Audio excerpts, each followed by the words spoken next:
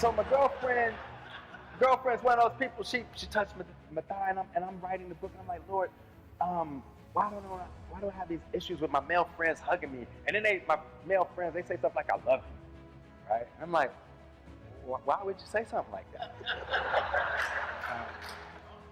And my friend Joe Daniels, Bishop knows him.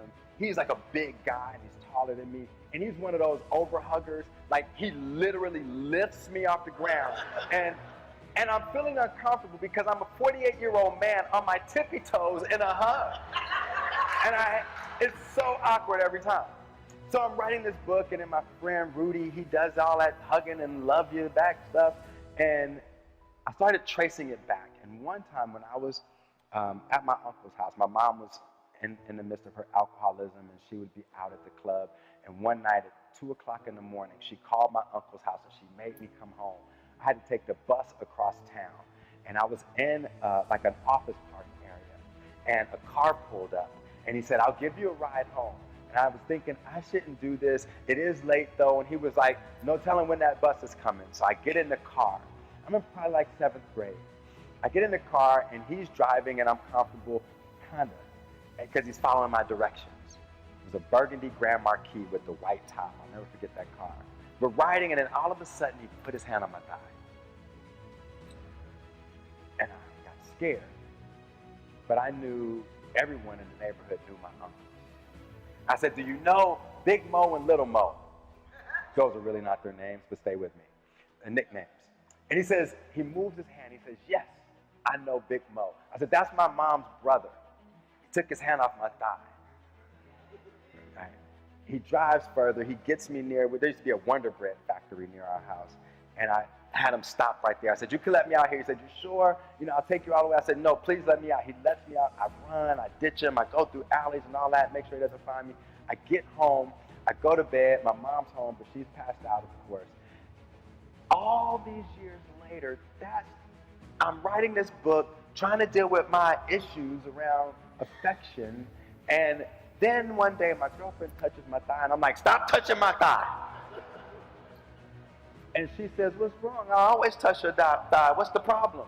I said, I don't know. I don't like it. It's making me uncomfortable. And she said, no. You're making me uncomfortable. And I said, why? She said, because I've been touching your thigh for over 1.5 years now. And this is new. Brothers, women don't like new. Doesn't work. If you liked it 20 years ago, you're going to like it now. And so I was like, it is new. So I called my therapist, and I'm like, Warren, I got a thigh issue. And Warren's like, well, when's the first time you had a thigh issue? And I traced it back to when I was in 7th grade. I got in that car.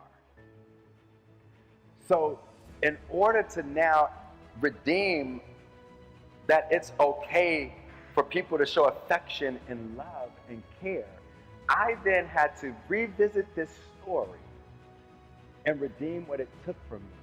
Take back the emotional connection to it. See, I can't change what happened, but I can change how I feel about what happened. I can change how I see me. Because it was something that happened in my life, but it doesn't get to define the rest of my life.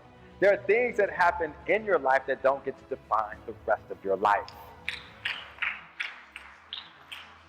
You are not your past. You are not your pain.